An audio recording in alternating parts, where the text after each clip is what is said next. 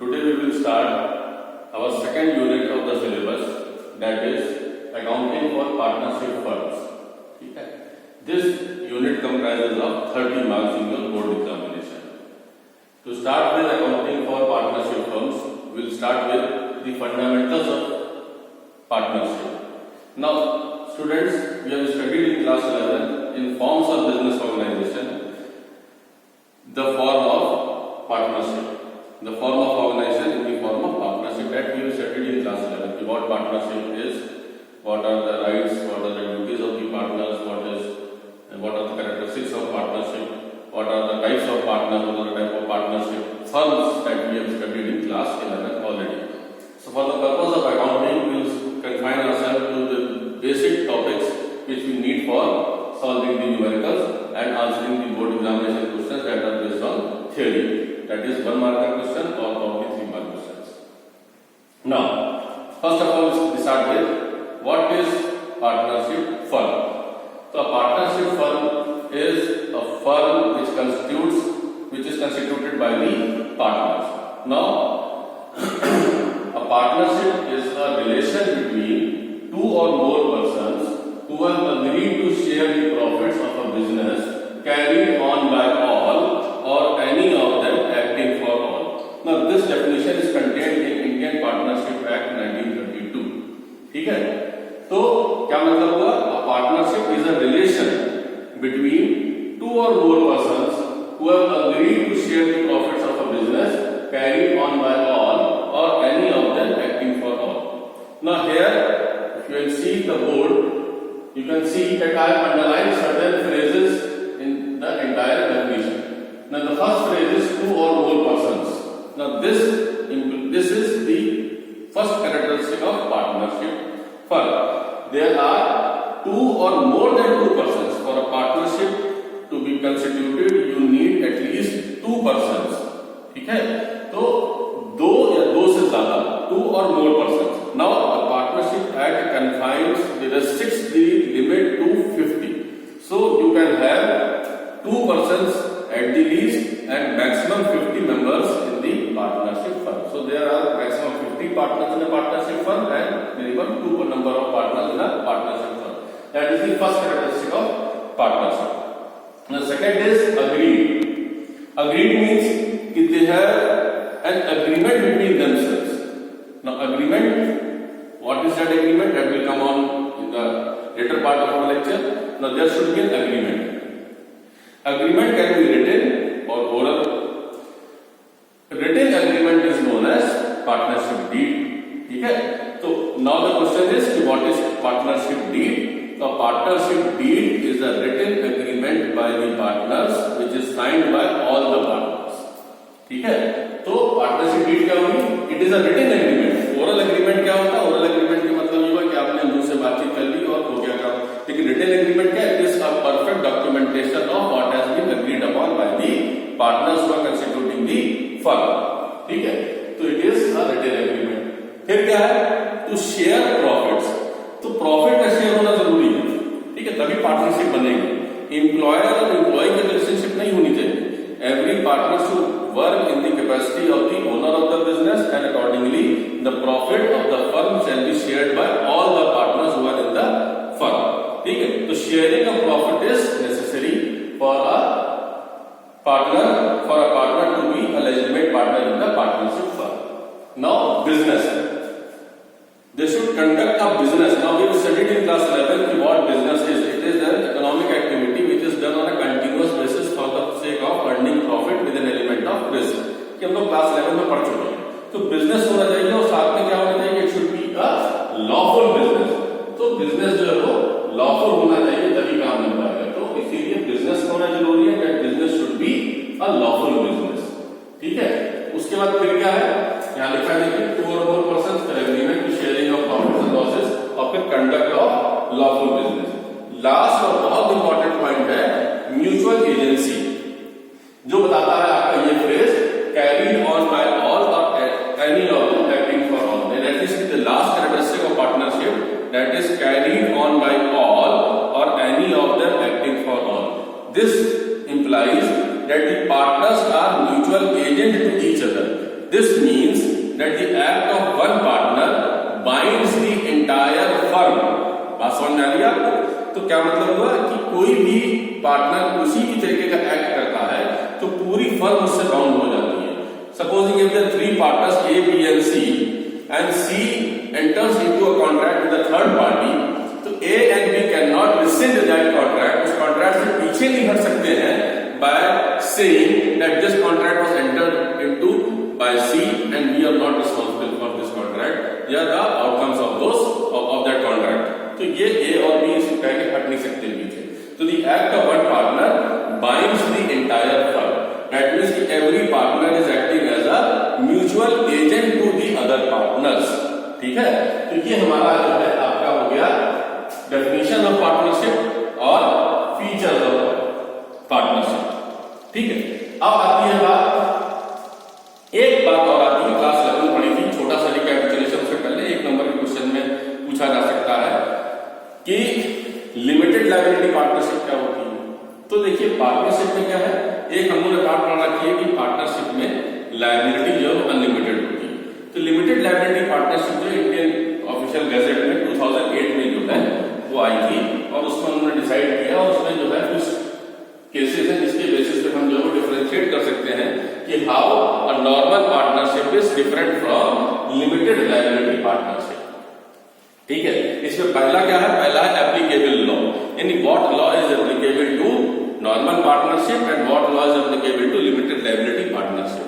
So normal partnership comes under Indian Partnership Act 1932 and limited liability partnership that comes under limited liability partnership act 2008. Registration in normal partnership that we have studied in class 11, registration is optional, you can go for the registration, you cannot go for the registration, that is up to the partners, but the thing is there are certain privileges which a non registered firm does not enjoy. ठीक है, लेकिन for a limited liability partnership has to be registered. ठीक है, तो next है liability. मैंने बताया आपको liability of normal partnership it is unlimited, whereas the liability of limited liability partnership firm that as the name suggests it is limited liability. In this limited liability partnership the liabilities of the partners are limited. ठीक है, and limited to the capital contributed by them. फिर number of partners, normal partnership में minimum 2 और maximum 50, unlimited में या limited liability partnership में क्या होगा, मिनिमम 2 और मैक्सिमम अनलिमिटेड। फिर सेपरेट एंटिटी, नॉर्मल पार्टनरशिप में the partnership firm does not enjoy a status of separate legal entity. ठीक है, but for the purpose of accounting the partnership firm is very much a separate legal entity, but as far as the law is concerned, the normal partnership firm does not enjoy this status of separate legal entity, but in case of limited liability partnership it has a separate legal entity. Perpetual succession is the same. Next point, perpetual succession means कि the death of one partner will bring the normal partnership to an end as per the Indian Partnership Act, but in case of limited liability partnership the death of any partner will not affect the existence of the limited liability partnership firm. ठीक है, name of the firm again, a limited liability partnership firm has a LLP suffixed to its name, यानी कि अगर A, B और C partner it has to be LLP ABC firm। ठीक है, ऐसा कुछ होगा तो LLP उसके साथ लगाना हमको जरूरी है। जैसा हमने क्लास 11 में पढ़ा था, प्राइवेट कंपनी और पब्लिक कंपनी में क्या है, प्राइवेट लिमिटेड लगाना जरूरी होता था, वैसे ही यहाँ पर they should have LLP as their suffix if it is in case of limited liability partnership। ठीक है, अब बात करते हैं हम पार्टनरशिप डीड की। उन्होंने देखा था अग्रीमेंट ऑफ पार्टनर, तो पार्टनरशिप में हमने देखा agreement, there should be an agreement between the partners. ठीक है, अग्रीमेंट की क्या मतलब है, मैंने बताया आपको कि agreement is the terms and conditions to which the partners have agreed for conducting the business. ठीक है, और मैंने आपको साथ ही ये बताया कि एग्रीमेंट जो it can be written as well as oral. तो a written agreement duly signed by all the partners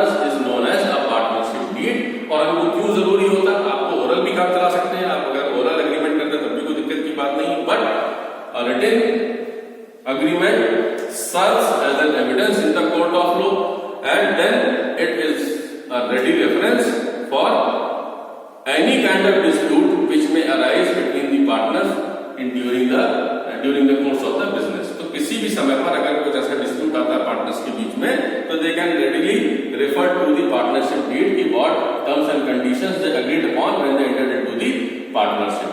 ठीक है. और दूसरा क्या है, it provides as an evidence in the court of law. तो आप उसको रिटन है, उसको कोई डिनाई नहीं कर सकता. इस सीरीज के दो ये आपके एडवांटेजेस हैं to have a partnership deed. और ओरल वाले केस में क्या है कि कोई प्रूफ नहीं है और इट में गिव राइज टू डिस्प्यूट्स. ठीक है. तो evidence in court of law और रेडी रेफरेंस जो है ये आपका एडवांटेज हो गया for having a partnership deed. ठीक है.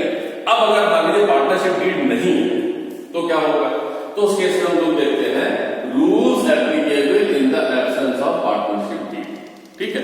अब इससे पहले की लो कि पार्टनरशिप डीड में क्या क्या हो सकता है. तो पार्टनरशिप डीड में एंडलेस चीजें हो सकती है. Whatever you can think about in conducting the business, all those terms and conditions can be stated in the partnership deed.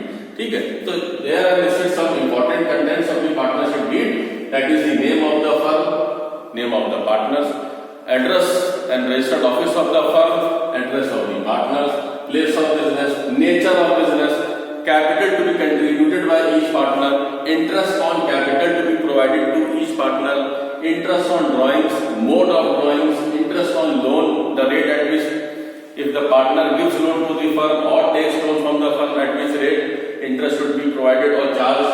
Then profit sharing ratio, what will be the profit sharing ratio between the partners when it comes to the division of profit amongst the partners. Then any kind of salary, remuneration or bonus or any kind of incentive given to any partner for any extra work. तो कुछ भी आप सोच सकते हैं, कोई भी आप चीज सोच सकते हैं, वो सब कंटेंट्स ऑफ पार्टनरशिप डीड में ही आएगा, क्योंकि आप जो है बिजनेस कंडक्ट कर रहे हैं और उसमें किसी भी चीज के कोई भी किसी भी पॉइंट पे आप जो है वो अग्रीमेंट में डाल सकते हैं कि हाँ साहब हम इस पे एग्री करेंगे, हम इस पे एग्री करेंगे, तो सारे से कंटेंट्स हो जाते हैं. ठीक है. लेकिन अगर पार्टनरशिप डीड नहीं तब क्या करना है, तो उसके अंदर 5 बिल्कुल बेसिक चीजें हैं जो 100% अप्लाई होंगी, बाकी के बारे में बात नहीं होती ज्यादा.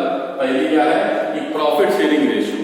अगर पार्टनरशिप डीड नहीं है तो कोई पार्टनर किसी बेसिस पे अपने ज्यादा प्रॉफिट डिमांड नहीं कर सकता. Profit shall be shared equally irrespective of the capital contributed by the partner and irrespective of the time devoted by the partner. किसी ने कितना भी समय लगाया हो, कितना भी पैसा लगाया हो, लेकिन प्रॉफिट फर्म का इक्वली सारे पार्टनर्स में बांटा जाएगा. ठीक है. फिर दूसरा क्या है, इंटरेस्ट ऑन लोन. ये इंटरेस्ट ऑन लोन क्या है, this loan that is given by the partner to the firm in addition to capital. यानी कैपिटल के अलावा जो भी एडवांसमेंट कोई पार्टनर अगर फर्म को करता है और उस पे अगर इंटरेस्ट का एग्रीमेंट नहीं हुआ है कि किस रेट से फर्म उसको इंटरेस्ट पे करेगी, तो उस केस में interest shall be given to the partner on the loan provided by him to the firm at the rate of 6% per annum. ठीक है.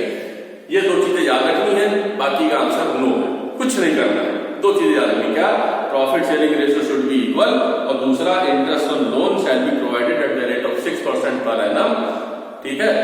Which loan provided by the partner to the firm. समझ में आ गई बात. अब बाकी 3 चीजें क्या है, पहला है, उसके बाद नेक्स्ट बचता है interest on capital. No interest on capital will be provided to any partner whatsoever irrespective of the amount of capital contributed by the partner. किसी ने कितना भी कैपिटल कंट्रीब्यूट कर रखा हो, इंटरेस्ट ऑन कैपिटल उससे हम उसको नहीं अलाउ करेंगे. दूसरा, इंटरेस्ट ऑन ड्राइंग्स नहीं प्रोवाइड करना. No interest on drawing has to be charge from any partner irrespective of the amount. कुछ भी उसने अमाउंट विड्रॉ कर रखा हो बिजनेस में से in the form of drawings, लेकिन हम इंटरेस्ट ऑन ड्राइंग्स उस पार्टनर से चार्ज नहीं करेंगे.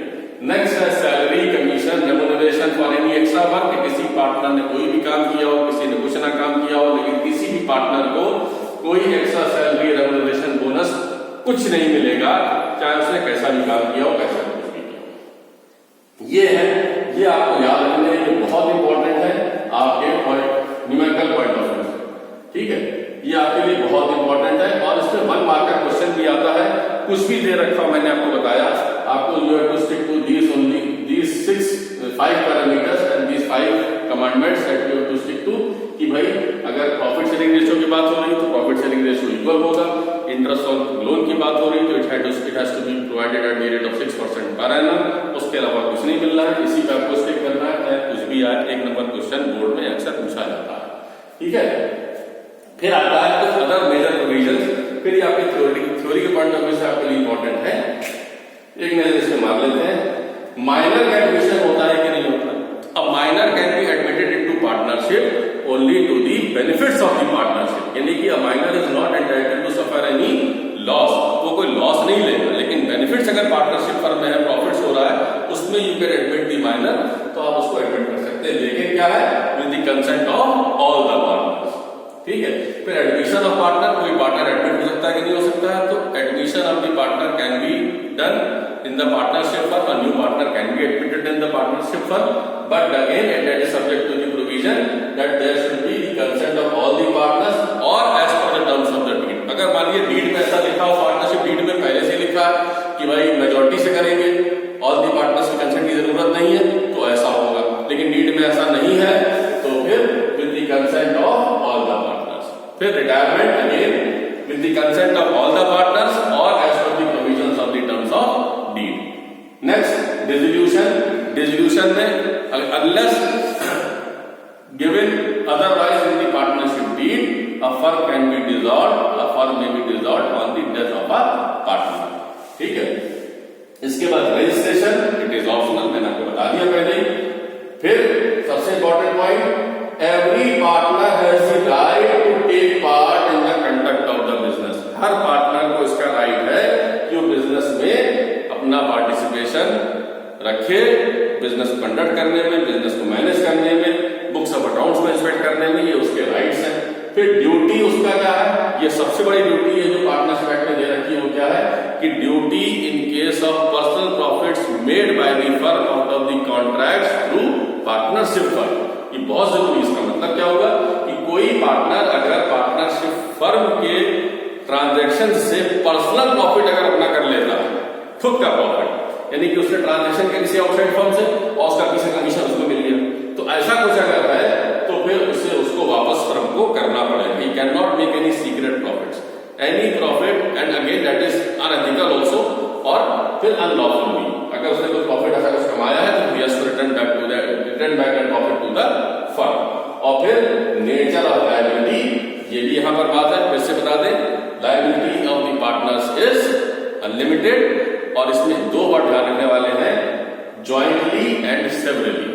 ज्वाइंटली के क्या मतलब हुआ, ज्वाइंटली के मतलब the all the partners are liable to the external liabilities of the firm to the basis to the extent of unlimited extent, to the unlimited extent, ठीक है। और सेवरली के मतलब क्या हुआ कि इंडिविजुअली ऑल्सो, यानी कि वो सब मिलकर पहले फर्म का किसी आउटसाइडर थर्ड पार्टी उसकी लायबिलिटी वगैरह को पे करना है, तो वो सब मिलके भी जिम्मेदार हैं, और उनकी अपनी खुद की जो पर्सनल प्रॉपर्टीज हैं वो भी अटैच कर दी जाएंगी। वहां से भी जो है अगर कुछ डेफिशिएंसी आती है तो वहां से उनको भी उसको पूरा करके इससे जो है वो पूरा करना पड़ेगा, थर्ड पार्टी लायबिलिटी को आपको पेमेंट करना पड़ेगा। तो हर partner jointly as a firm भी लायबल है थर्ड पार्टीज को, और सेवरली मतलब इंडिविजुअली भी वो लायबल, यानी उसकी इंडिविजुअल प्रॉपर्टी भी थर्ड पार्टी की लायबिलिटी को पे करने के लिए अटैच की जा सकती है, यूटिलाइज की जा सकती है, ठीक है। तो ये आपका थ्योरी पार्ट हुआ आपका accounting for partnership firm fundamentals का, ठीक है।